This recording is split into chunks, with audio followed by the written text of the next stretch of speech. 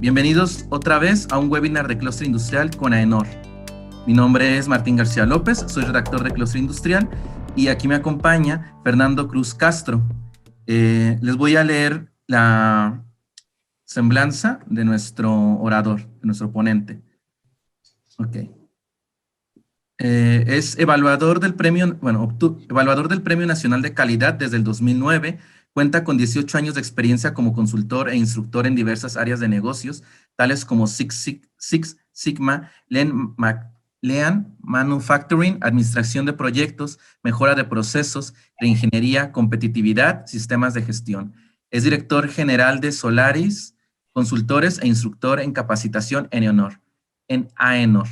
Y ok, este webinar va a tratar de cómo migrar como proveedor de la industria automotriz a la aeroespacial. Te paso la palabra. Puedes presentar tu presentación y hablarnos sobre el tema. Gracias. Muy bien, pues aquí ya está la presentación. Díganme si la ven, por favor. Lo que no puedo activar es mi cámara. Me dice que me tienen que dar permiso.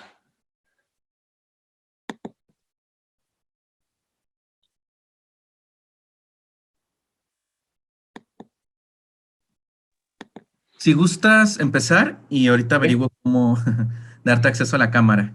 Excelente, muy bien. Muchas gracias. Pues buenos días a todos. Vamos a comenzar con este webinar. Bien, el tema es cómo migrar de ser un proveedor de la industria automotriz a la industria aeroespacial.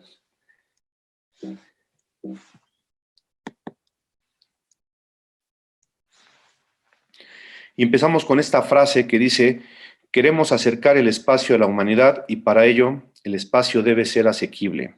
Elon Musk. Bien, lo que queremos nosotros es acercar a la industria, a este sector, que como bien saben ha estado creciendo los últimos años y hay una demanda muy fuerte.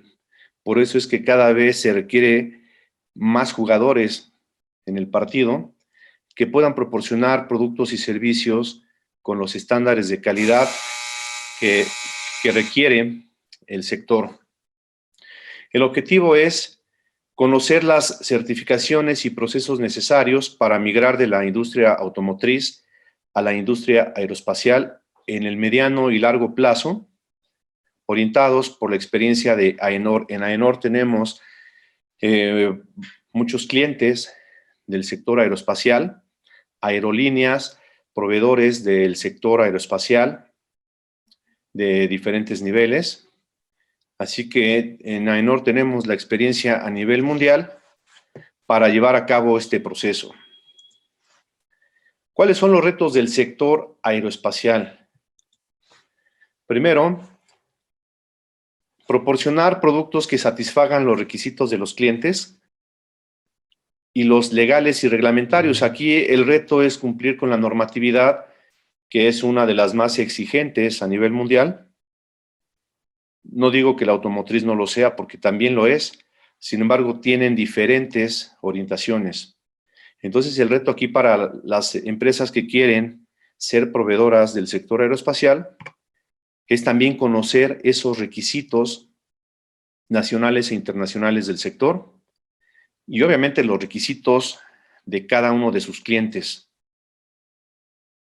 Y sobre todo en un entorno dinámico y cambiante como el que estamos viviendo desde hace varios años.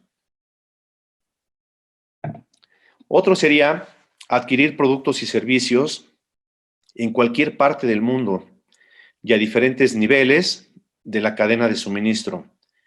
De hecho, es muy común en el caso del sector automotriz que viene una empresa japonesa, una empresa coreana, y se trae su cadena de proveedores, se trae toda su cadena, porque a veces no encuentran proveedores que satisfagan esos requisitos en cantidad y en calidad. En el sector aeroespacial pasa exactamente lo mismo. Entonces aquí tenemos empresas muy importantes, Bombardier, Safran, muchas, pero a veces no encuentran quién les provea y tienen que estar buscando en todos lados a ver quién les quiere vender. Ese es el reto del sector aeroespacial. Otro sería para los proveedores proporcionar productos y servicios a diferentes clientes que tienen diferentes requisitos, muy al estilo del sector automotriz también. Entonces llega una de las grandes y te pide sus requisitos. Después llega otra empresa y te pide sus requisitos. Entonces, esto yo lo he visto en muchas empresas del sector. Llega Ford y te pide una MEF en el formato que ellos utilizan. Después viene Chrysler y te pide lo mismo, pero en su formato. Ese es el reto para los proveedores de este sector también. Ahora, vamos a hacer un comparativo muy general de las normas en cuestión. AS 9100 es el equivalente a ISO 9001-2010 porque se monta en esa estructura, más los requisitos del sector, más los requisitos legales y reglamentarios. Y obviamente también tomar en cuenta los requisitos de cada cliente, si es que los tienen. A veces tienen manuales ya definidos y te los mandan. A veces hay que acordarlos también con ellos. Y en el caso de IATF es exactamente lo mismo o un equivalente. Está montada sobre la estructura de ISO 9001-2015, más las Core Tools, que también están ya integradas en AS 9100. Hace poco di un curso de la nueva versión de la MEF para aeroespacial. Está calientito, es del mes pasado. Edición 2 de enero de 2020. Y hace un par de años salió la versión integrada de AMEF entre AIAG y BDA. Y de hecho es la referencia obligada para el manual de AMEF del sector aeroespacial. Entonces las Core Tools también están integradas en el sector aeroespacial.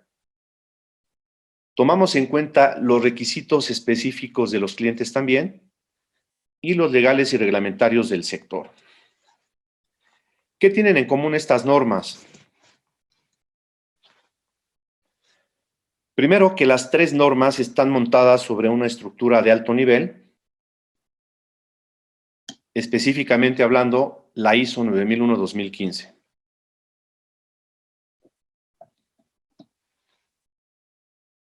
La ISO 9001 es la base, muchas veces se dice que es la madre de todas las normas.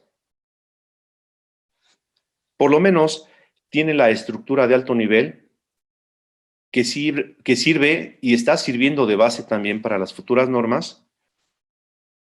Y ese es un tronco común que tienen las dos normas que estamos comentando. Esta estructura de alto nivel alinea los diferentes estándares de sistemas de gestión. Salvo algunas normas, como 13485, que es versión 2016, sin embargo, está montada en la versión de 2008 de la ISO 9001, y alguna que otra, la mayoría ya están montadas sobre esta base.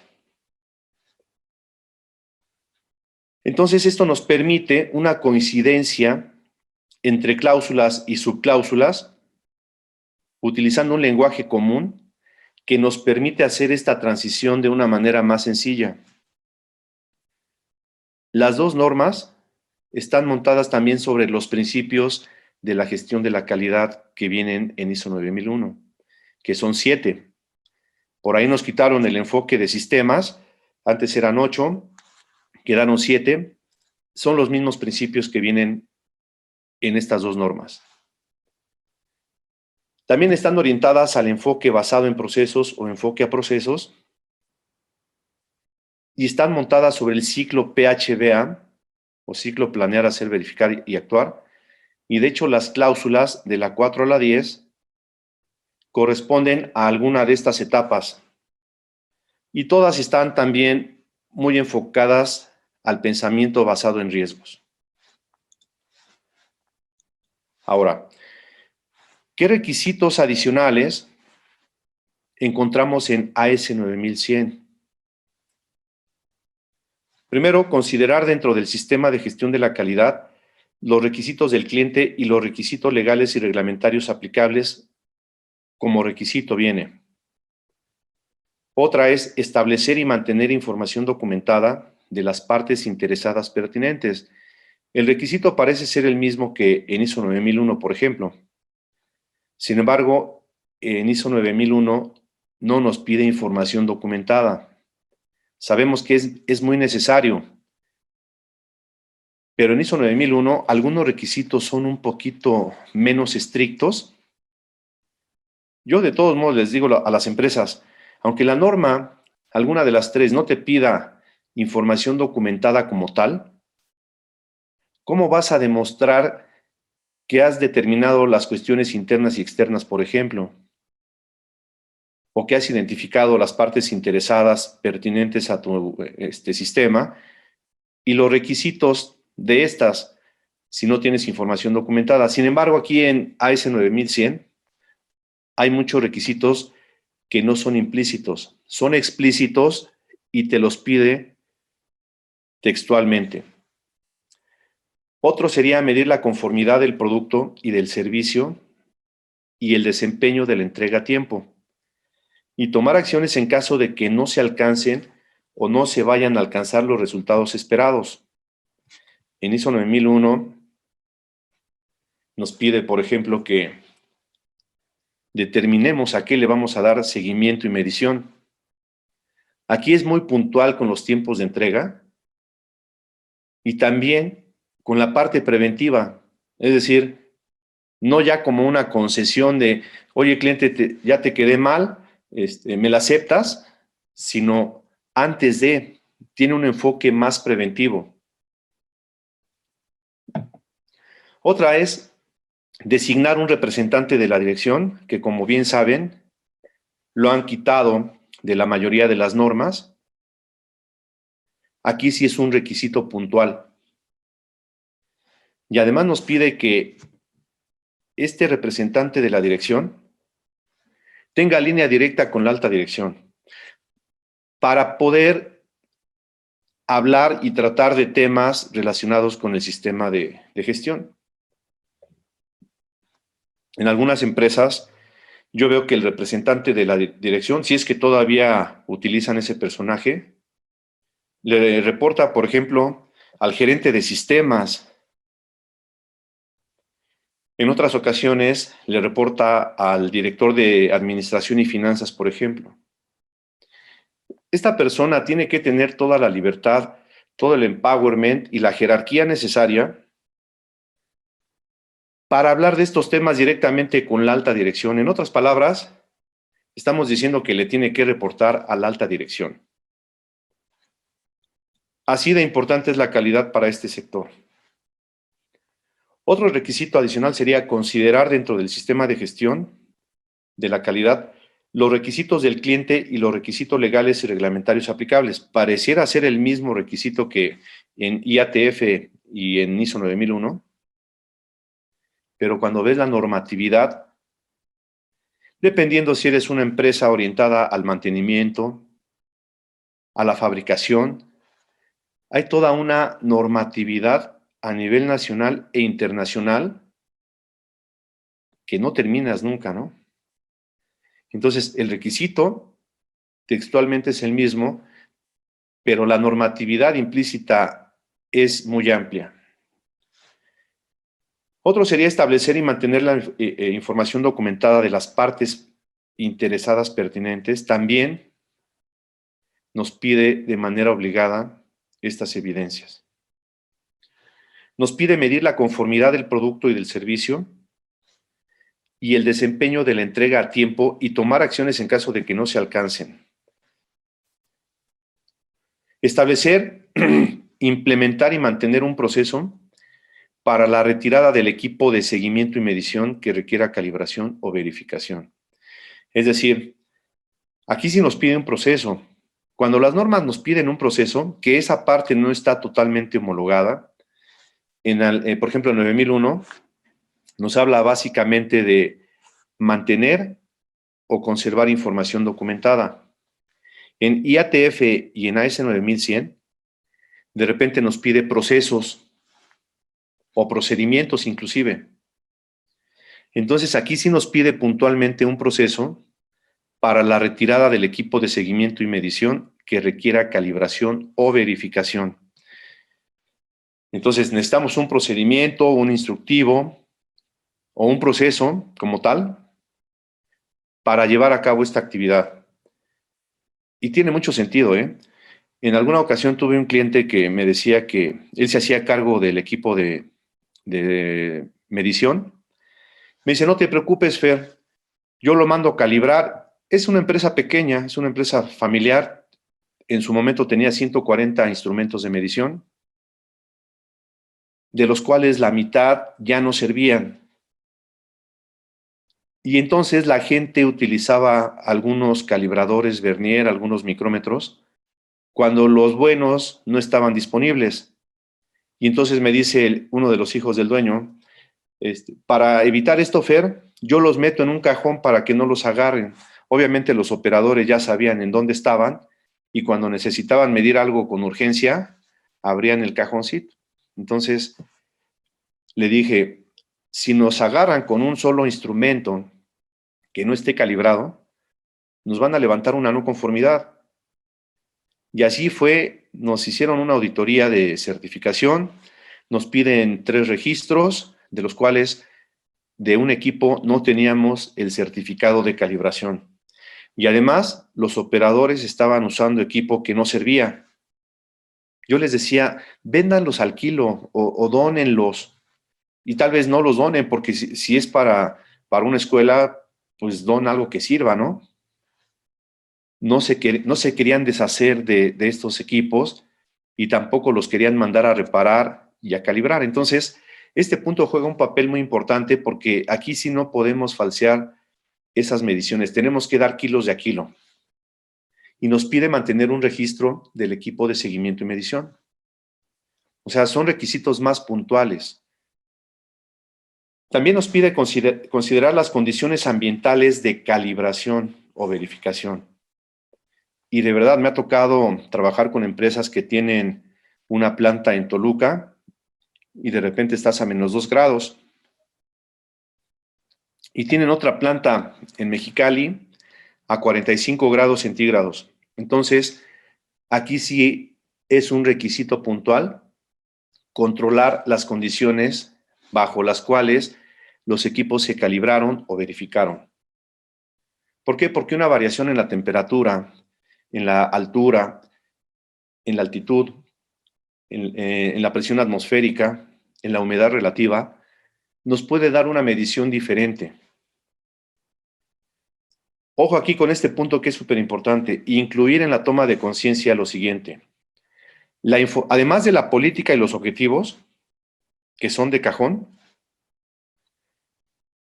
la gente tiene que tener conciencia de la información documentada pertinente del sistema de gestión de la calidad. Es decir, cuáles son los documentos en los que esta persona está involucrada y cuáles son sus cambios, su contribución a la conformidad del producto o servicio,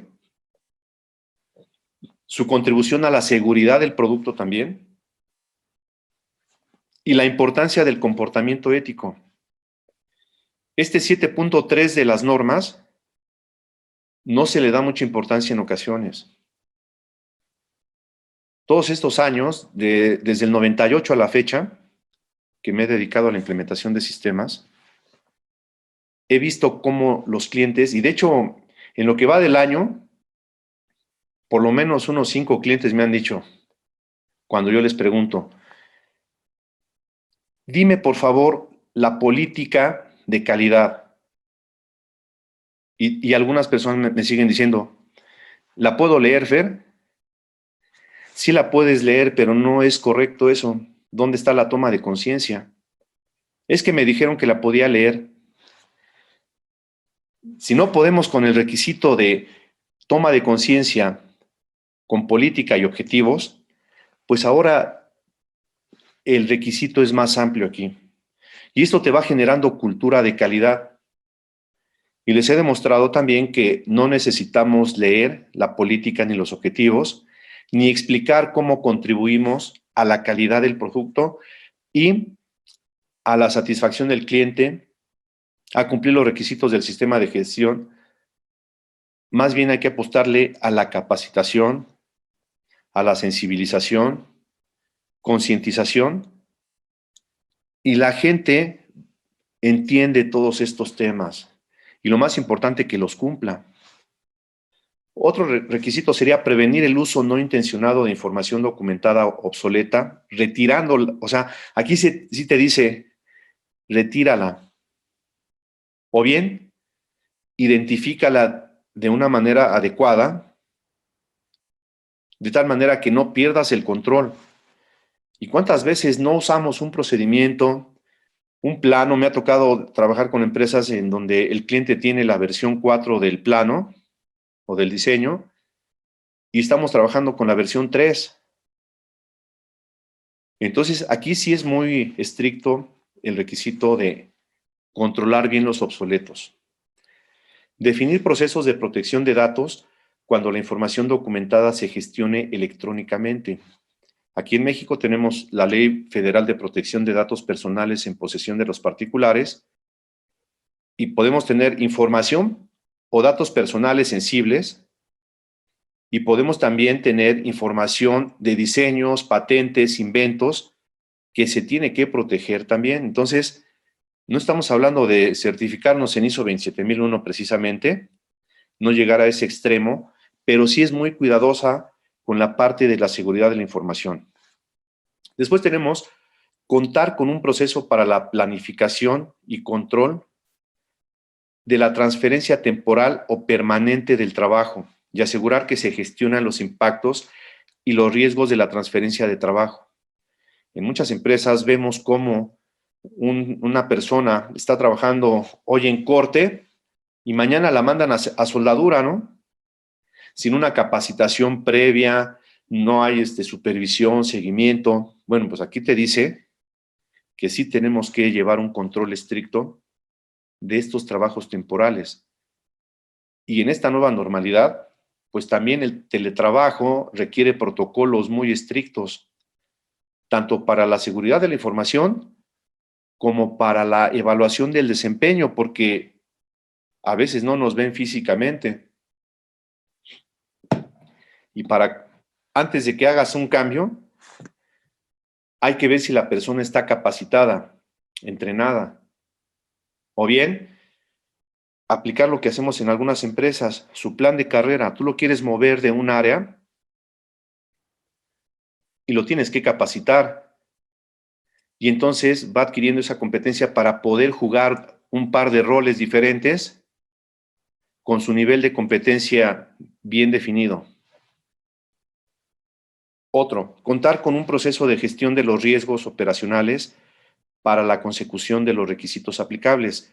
Actualmente en las normas es la palabra que más se repite, riesgos, pero en AS 9100 se repite todavía más y te pide gestión de riesgos operacionales, más todos los requisitos de riesgos que vemos en IATF también y en 9001.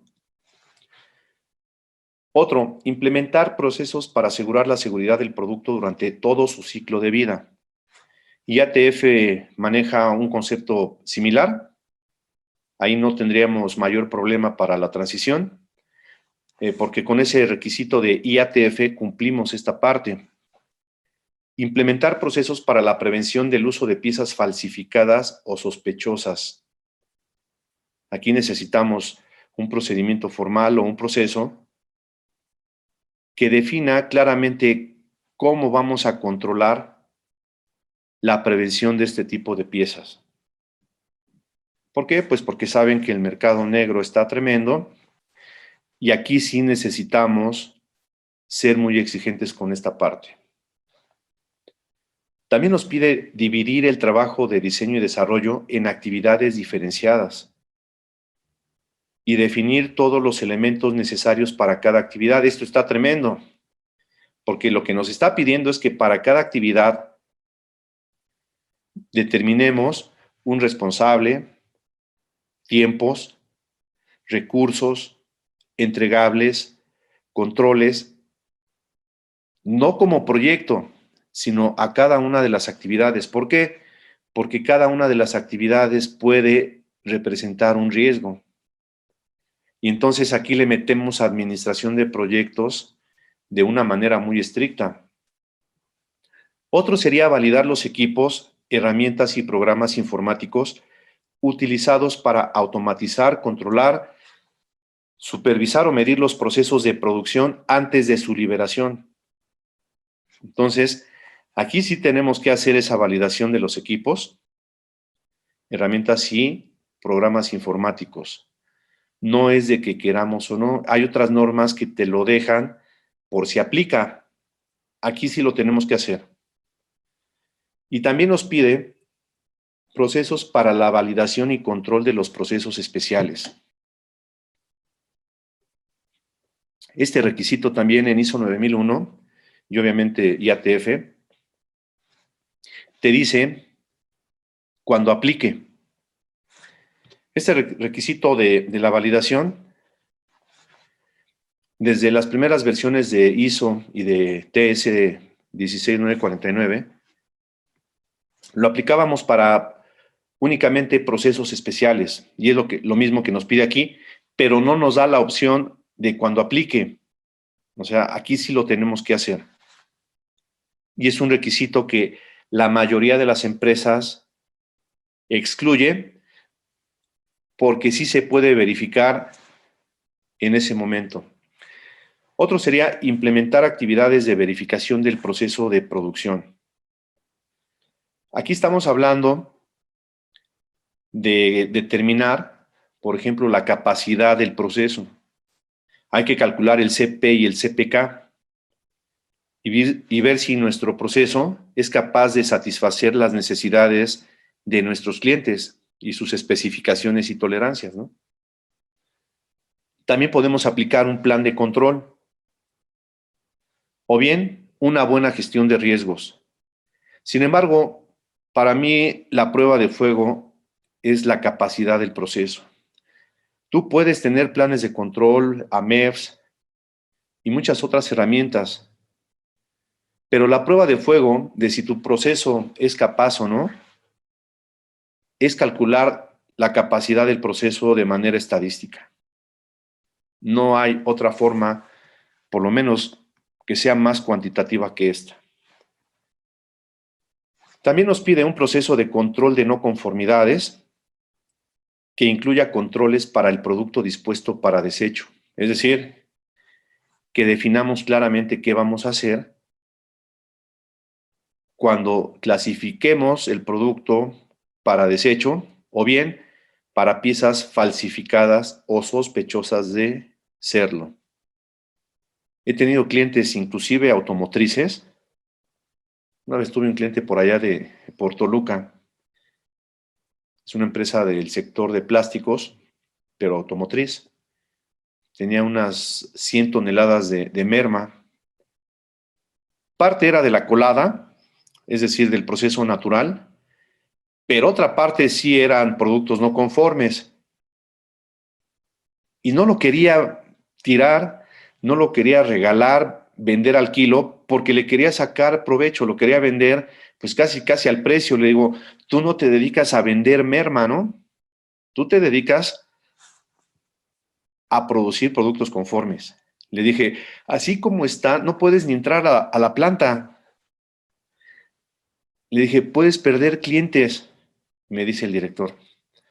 De hecho, ya perdí un par de clientes, Fer, porque pues vieron que tenía aquí un montón de merma, un tiradero, y me dijeron, luego te llamamos. Lo clásico, ya no me llamaron, Fer. Entonces, fíjense que en esa ocasión, después de varios años que no quería deshacerse de esa merma, todavía alcanzó a sacar varios miles de pesos por esa merma. Pero aquí sí nos pide que tengamos un proceso formal para el control de estos productos. O sea, ya se tiene que ir, define qué vas a hacer y cuándo, porque puede estar ahí toda la vida. Otro sería tomar acciones específicas cuando las acciones correctivas no se realicen a tiempo y de forma eficaz. Un dolor de cabeza. Ya estamos acostumbrados a que cerramos las acciones correctivas porque ya viene la auditoría externa y hay que hacerlo.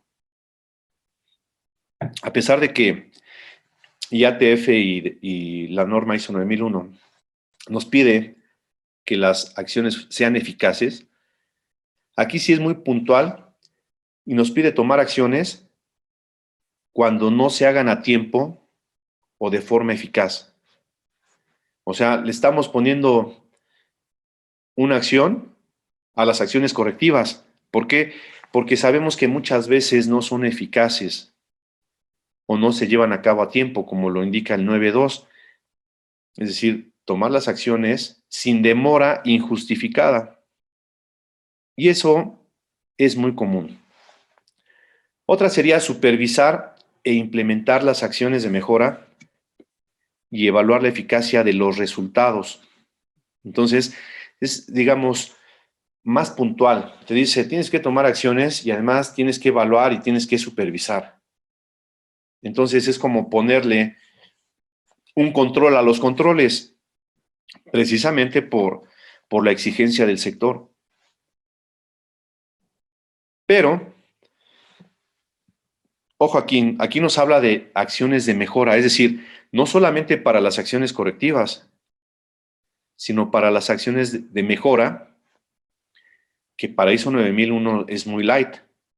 De hecho, en una de las notas dice, tienes que mejorar a través de mejora continua, o sea, te dice lo mismo. Hay herramientas específicas de mejora, Six Sigma, Lean Manufacturing, 8 disciplinas de manera proactiva, por ejemplo, Kaizen. Y entonces aquí sí te dice, supervísalas, impleméntalas y evalúa la eficacia de los resultados. Es decir, se mejoró el indicador, cuál fue el antes y cuál fue el después. Entonces es un poco más exigente en la parte de las acciones de mejora. Vamos a ver un comparativo rápidamente entre la norma IATF 16949 y AS 9100. Como comenté hace rato, la estructura es básicamente la misma. En las primeras cláusulas que no se auditan, es prácticamente lo mismo. No hay diferencia. Después nos vamos a la cláusula 4 y vemos que automotriz tiene un par de requisitos adicionales, suplementarios, que no vienen en AS 9100.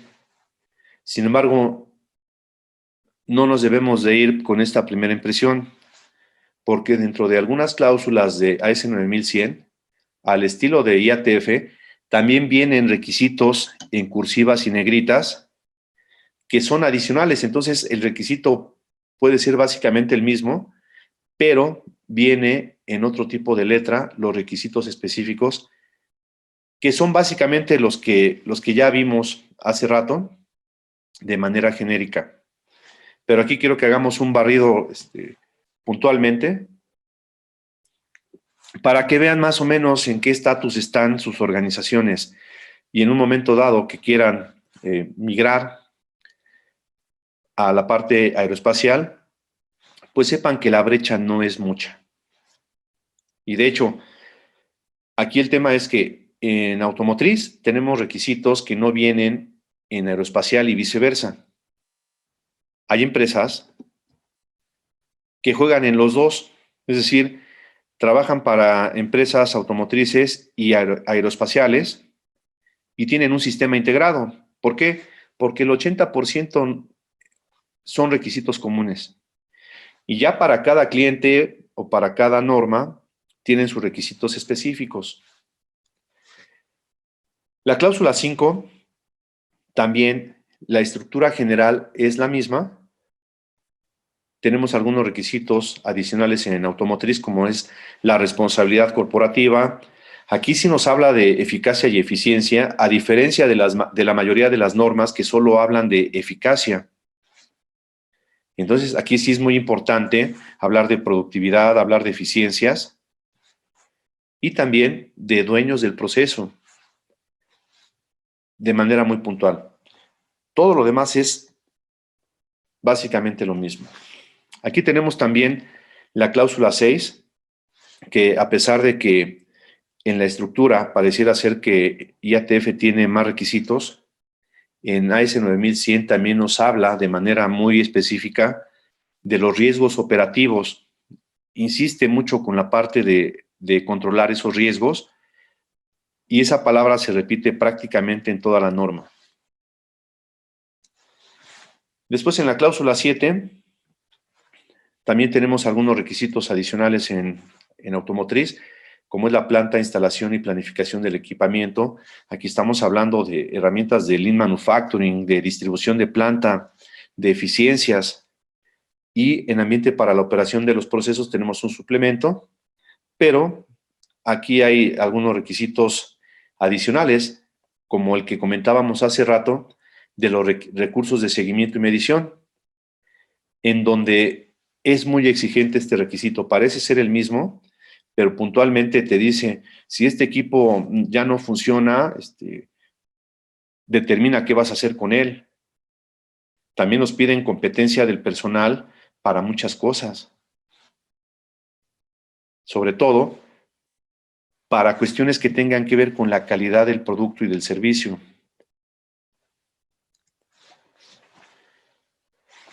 Aquí vemos que aparentemente la IATF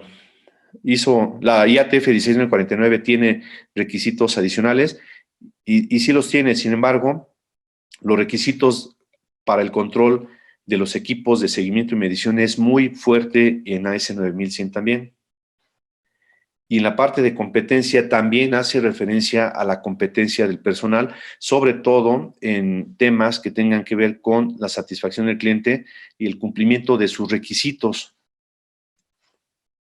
La toma de conciencia ya platicamos, o sea, parece ser el mismo requisito a nivel global, pero la toma de conciencia viene robustecida con otros temas que no vienen en las otras normas. También ya vimos que para la información documentada vienen requisitos adicionales. Nos habla del control muy exigente de los documentos obsoletos, por ejemplo, de la toma de conciencia que tiene que tener el personal acerca de su información documentada. En la parte de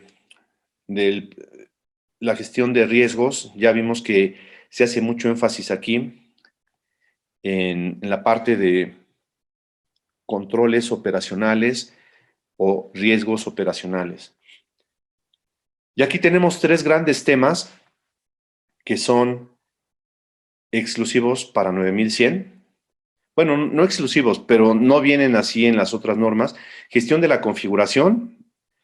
Este tema no lo vemos en las otras normas. Seguridad del producto lo vemos en otra cláusula, en IATF, que viene, por cierto, muy desagregada y muy completa, y con eso cumplimos este 813. Pero no tenemos el 814, que es la prevención de piezas falsificadas, de la cual ya platicamos también. En esta parte no tenemos grandes cambios. En la parte del diseño sí, porque ya vimos que aquí nos desagrega las actividades del diseño y desarrollo y nos pide que determinemos todos los elementos para cada una de las actividades. Entonces, pareciera ser el mismo requisito, pero sí es más exigente. Lo mismo para entradas para el diseño, controles de diseño. El requisito es el mismo, pero sí nos pide más competencia, nos pide más desarrollo de las actividades de diseño y desarrollo. En la parte de los productos comprados o adquiridos externamente, es un requisito similar, pero obviamente tenemos que apegarnos mucho a la normatividad nacional e internacional y asegurarnos de que los procesos contratados externamente estén controlados. Entonces aquí hay requisitos legales y reglamentarios muy fuertes.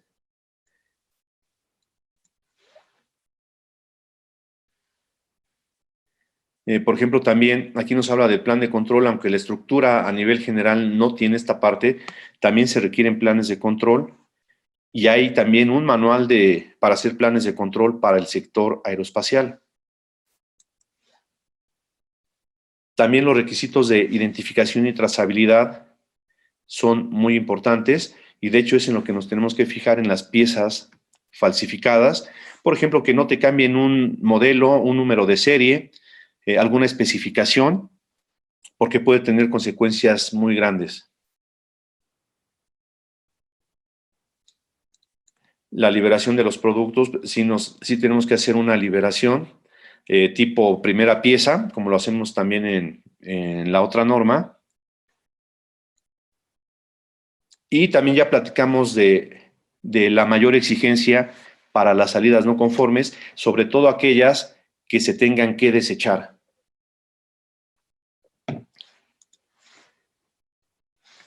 Ya platicamos también que la AS 9100 es más específica en algunos tipos de indicadores. Por ejemplo, en los que tienen que ver con las entregas a tiempo. Y en caso de que no vayamos a cumplir, que le notifiquemos al cliente, pero que también hagamos acciones preventivas para evitar esto. Y no solamente notificarle, ya te quedé mal, sino ver la manera de que esto no ocurra. En la parte de auditorías es muy similar, aunque, por ejemplo, aquí en IATF tenemos un esquema de auditorías, tenemos un documento para las auditorías de IATF. Adicionalmente tenemos también las reglas para mantener la certificación. Y aquí en AS 9100 también tenemos una norma para las auditorías.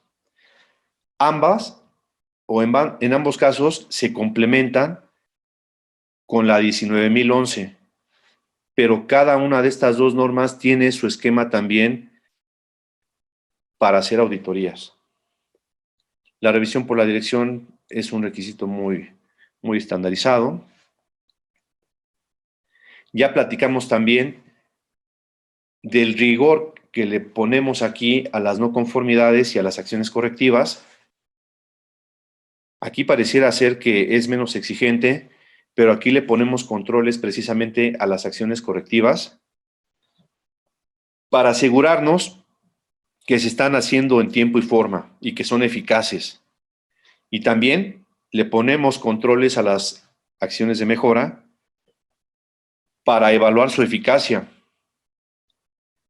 Entonces, sí hay requisitos más exigentes, pero ya nos tenemos que meter al cuerpo de la norma para identificar esos requisitos que puse al principio de la presentación.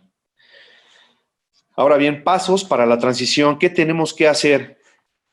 Obviamente mucho va a depender del estatus actual de la empresa. Por ejemplo, hay empresas que por su naturaleza son empresas grandes, transnacionales, y están en esquema automotriz. Sin embargo, la infraestructura y todo lo que tienen les permiten dar el brinco de manera muy rápida. Habrá empresas más pequeñas que les cueste más trabajo porque no tienen la infraestructura necesaria y a veces se requiere inversión. Pero siempre es posible esto. Entonces, lo primero que tenemos que hacer es entender los requisitos de las normas AS 9100. Si eres de mantenimiento, pues tendrás que aplicar otra norma de la familia. Si te dedicas a software integrado, hay otra norma. Si comercializas, hay otra norma. Aquí la diferencia con IATF es que IATF es una sola. Y aquí por lo menos hay 4 normas de requisitos, dependiendo cuál es el alcance de tu sistema, más otras normas complementarias que no se certifican, pero son guías. Y entonces lo importante es, ¿soy fabricante? ¿Qué requisitos me aplican? ¿Voy a proporcionar servicios de mantenimiento? qué norma me aplica y qué debo de cumplir. Soy comercializador, es decir, compro y vendo, ¿qué me aplica? Y si voy a vender software que se va a integrar en algún momento dado en un producto aeroespacial, ¿qué norma me aplica? Y para cada norma hay requisitos legales y reglamentarios muy específicos. Entonces, ese vendría siendo el primer paso. Entender qué hace mi organización, a qué me dedico, qué norma me aplica en un momento dado si me quisiera certificar y cuáles son los requisitos legales y reglamentarios. No solamente a nivel país, si yo le quiero vender a Estados Unidos, tengo que ver mi normatividad y la normatividad de ellos. Y así para cada país. Paso número 2, es un paso ya más concreto. Hacemos un gap análisis o un diagnóstico, como le quieran llamar. Y entonces vamos a suponer que escogemos no escogemos, más bien nos aplica la 9100, porque somos fabricantes. Entonces hago un gap análisis y determino con lo que estoy haciendo actualmente qué tengo y qué me falta. Entonces hago un análisis de brechas, identifico esas brechas y después diseño un plan de trabajo. Un plan de trabajo que sale del mismo gap análisis. A ver, son 150 cosas, 150 requisitos, tengo 130, ¿qué me falta? ¿Qué tengo que hacer? Y entonces hago un programa de trabajo y defino actividades, responsables, fechas, recursos y entregables, por ejemplo. ¿Qué sigue? Capacitar al personal involucrado. ¿En qué los vamos a capacitar? En la familia de normas AS 9100 que corresponda. Te aplica AS 9100, ahí te va. 9115, ahí va la capacitación. ¿Quieres formarte como auditor? A ver, pues vamos a revisar estas normas para hacer un traje a la medida y tomar en cuenta los requisitos también de este sector, más lo que nos dice la 19011. Y entonces hay que capacitar al personal. También en AMEF, plan de control, herramientas estadísticas, normatividad, solución de problemas, y diseñar y documentar el sistema de gestión de la calidad posteriormente. O sea, ya identifiqué qué me falta, ya capacité al personal, ya hice un programa de trabajo. Entonces ya la ejecución consiste en diseñar un sistema. El diseño a nivel macro vendría siendo mi manual de calidad. Aquí no es obligatorio, en IATF sí es un requisito, aquí viene a nivel de nota, pero la mejor forma de diseñar un sistema es teniendo un manual de calidad, en donde voy a documentar cómo le doy o cómo pretendo darle cumplimiento a los requisitos de la norma, a los legales y reglamentarios y los del cliente. Y entonces hago mi manual de calidad y adicionalmente empiezo a documentar todo lo que me pide para posteriormente implementar el sistema, es decir, generar los registros que nos pide en cada uno de los documentos. Ya después de que implementamos, es obligatorio hacer una auditoría interna completa, a fondo.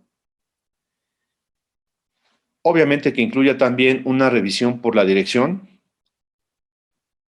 Y después, ya de madurar nuestro sistema, hay empresas que ya están listos para una certificación, ¿no? Por lo que habíamos comentado.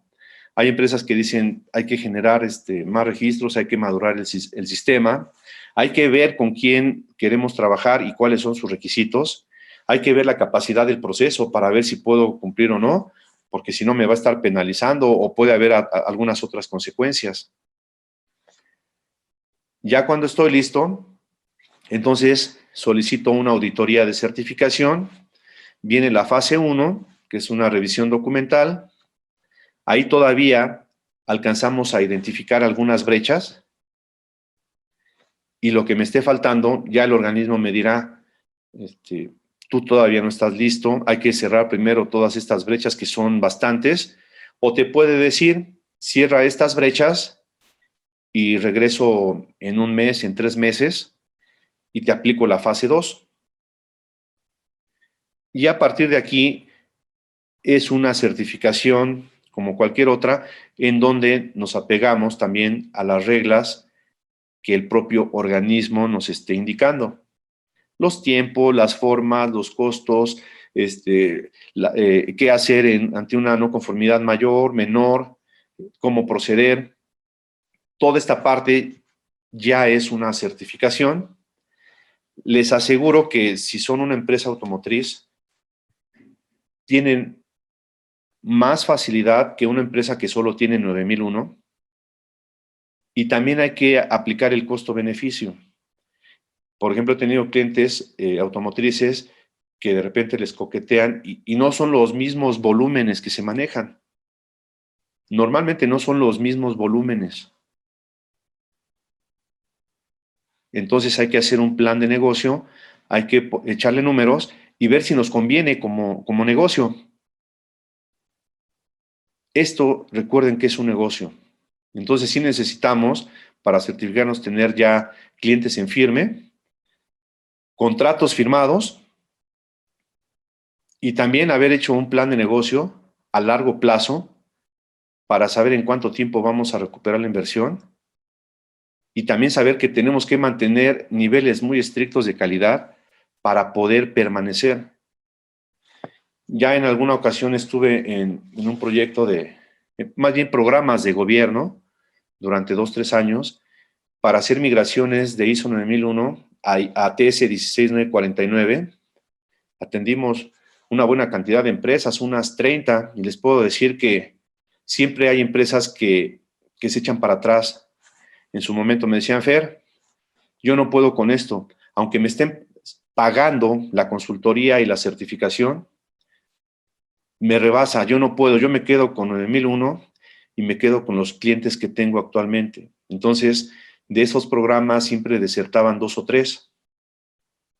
Pero también tuvimos en su caso, en su momento, casos de éxito que solo tenían 9, actualmente ya tienen IATF, y han sido casos de éxito para estos programas y así los han presentado. Y también hemos tenido clientes que estaban en automotriz solamente y ya están en automotriz y aeroespacial y les ha ido muy bien. Y bueno, habrá empresas que toda la vida han estado en los dos sectores y les va muy bien porque son empresas transnacionales. Así que la decisión es de cada uno de ustedes. Vea cuáles son los pros y los contras, vean si conviene como negocio y si conviene, ver todo lo que tenemos que hacer para jugar en las grandes ligas, que de hecho automotriz ya son las grandes ligas. Aquí es un sector un poco diferente, pero también se juega a alto nivel. Entonces, la decisión es de ustedes.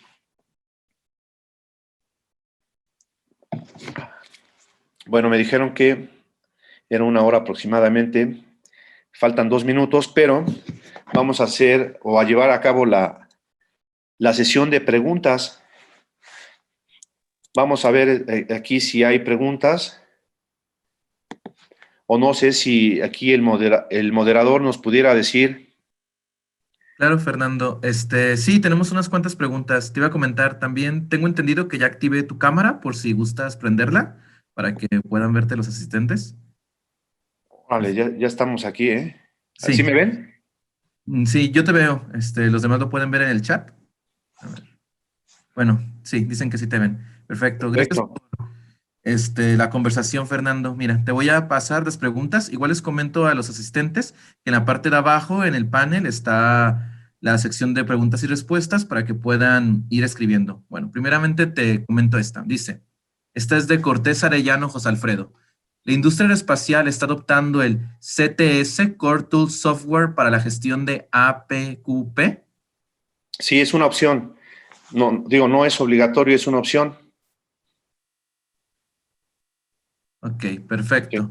También de Cortés Arellano José Alfredo pregunta, ¿AS 9100 tiene algún estándar de soporte para buenas prácticas o bien el estándar ISO 9004 ayuda a mejorar el sistema bajo requisitos AS 9100? Bien, AS 9100 no tiene su propio requisito equivalente a 9004, pero ISO 9004 sí nos ayuda a darle un empujoncito. De hecho, este curso lo vamos a dar, ya lo hemos dado, lo vamos a dar dentro de 3 semanas más o menos, de cómo robustecer un sistema de gestión de la calidad a través de ISO 9004. La respuesta es sí te ayuda. De hecho, les comentaba que soy evaluador del Premio Nacional de Calidad y también evaluador del Premio Iberoamericano de la Calidad. Esos son esquemas de calidad total. Los sistemas de gestión son un poco más pequeños o mucho más pequeños. Después de los sistemas de gestión ya vienen los esquemas de calidad total. ISO 9004 vendría siendo un intermedio, es decir, es como un ISO 9001 con esteroides. Entonces, ya te ayuda a ver otras cosas que no vemos en un sistema de gestión tradicional.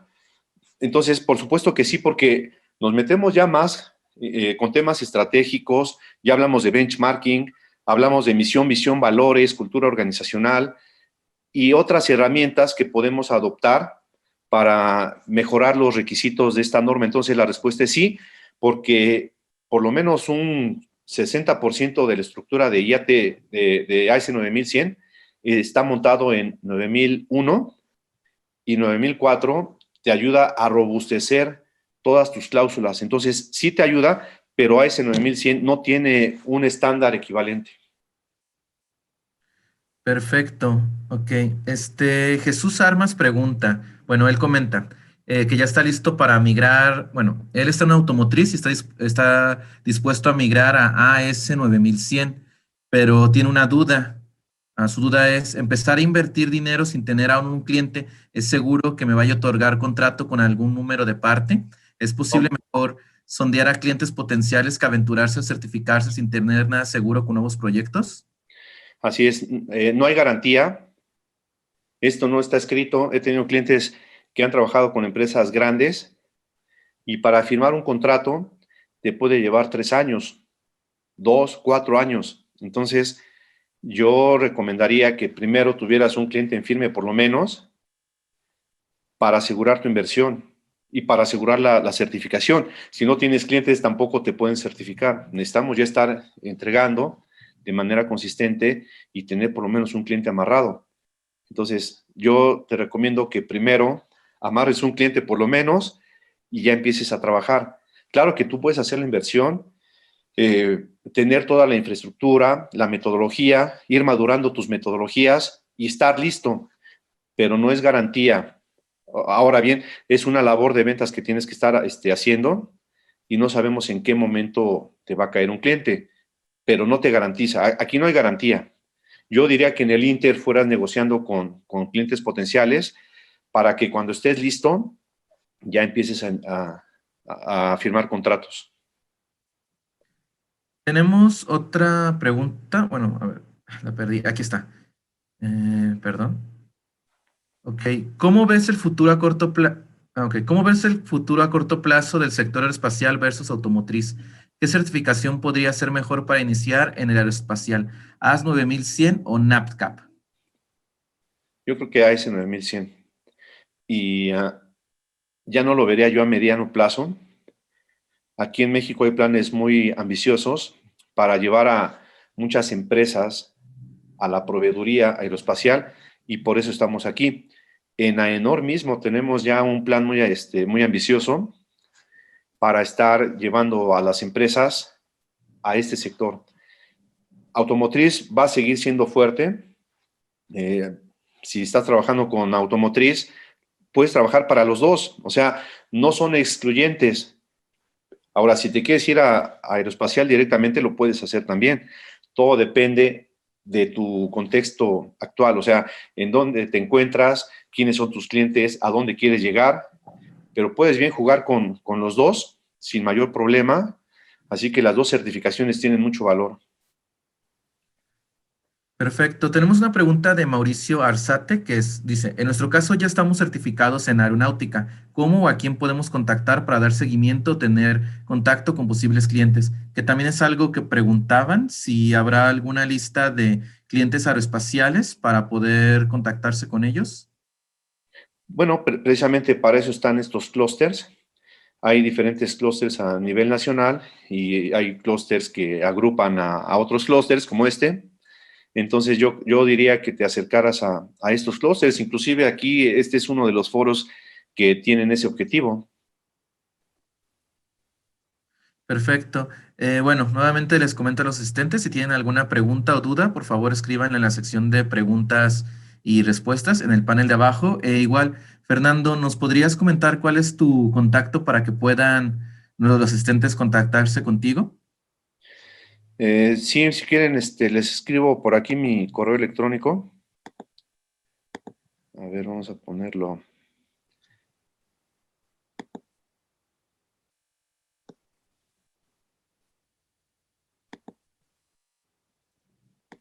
Lo voy a poner aquí como un suplemento. Claro. @solarisconsultores.com.mx. Aquí nos pueden contactar y también pueden contactar directamente a AENOR y aquí les podemos dar el servicio, los podemos atender. Fernando@solarisconsultores.com.mx. Perdón, este es .com nada más. fernandosolarisconsultores.com. Ok, tenemos otra pregunta de Artemis Ibarra que dice, ¿cómo podría investigar los volúmenes requeridos por ese sector para analizar la factibilidad, perdón, del negocio? Bueno, hay como comentábamos, el clúster, está el portal de la IAQG. En estos portales nos dan noticias también. También hay una revista de los clústers y ahí nos van dando tendencias. Estos clústeres a veces tienen revistas, de hecho, tienen revistas y ahí nos dicen cuál va a ser el crecimiento del sector en algunos rubros y nos dicen también cuánto se va a necesitar de algunos productos. Entonces, hay que acercarnos a los clústeres, a las revistas que emiten estos clústeres, porque ahí viene información muy interesante. Yo acabo de ver una revista precisamente de un clúster aeroespacial, y ahí viene cuánto vamos a crecer y cuál es la demanda que se espera en ciertos productos.